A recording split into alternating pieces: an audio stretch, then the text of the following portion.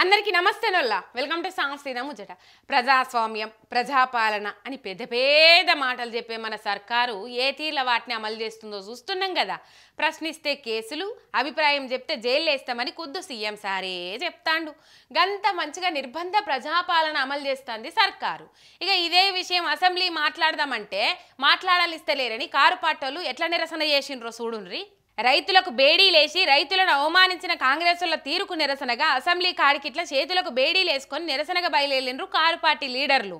రైతులకు బేడీలో సిగ్గు సిగ్గు, రైతులకు బేడీలో సిగ్గు సిగ్గు, రైతులకు బేడీలో సిగ్గు సిగ్గు. ఇదేమి రాజ్యం, ఇదేమి రాజ్యం, లాఠీ రాజ్యం, లూటీ రాజ్యం. ఇదేమి రాజ్యం, ఇదేమి రాజ్యం, లాఠీ రాజ్యం, లూటీ రాజ్యం. రైతులకు బేడీలో సిగ్గు సిగ్గు.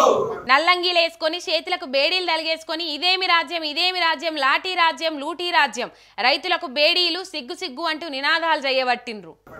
రైతులకు బేడీలో సిగ్గు సిగ్గు, రైతులకు బేడీలో సిగ్గు సిగ్గు.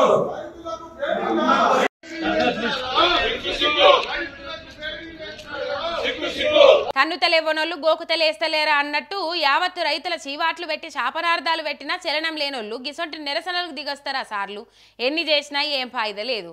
ఇక ఇనబడరానోళ్ళ ముంగట శంఖమూదినట్టే రైతుల మీద అంతా పాయిరం గారిపోతే గిట్ల బేడీలు ఎందుకు ఎత్తారు, రుణమాఫీ ఎందుకు ఎగ్గొడతారు, రైతు బంధు ఎందుకు ఎగనామం పెడతారు, ఇక వడ్ల బోనస్ ఎందుకు కొర్రీలు పెడతారు, తుమ్మల సార్ ఎందుకు ఊకుకే బిచ్చగాల లెక్క మా ఇంట పడతారని అవమానిస్తాడు. కాంగ్రెస్ పాలన అంటేనే కాంట్రాక్టర్లకు అదానీల అడుగులకు మడుగులొత్తే పాలన, రైతులను పట్టించుకునే సోయి వీళ్ళకేడిది అని అంటున్నారు కాంగ్రెస్ సర్కారు మీద గరమైతున్న రైతాంగం.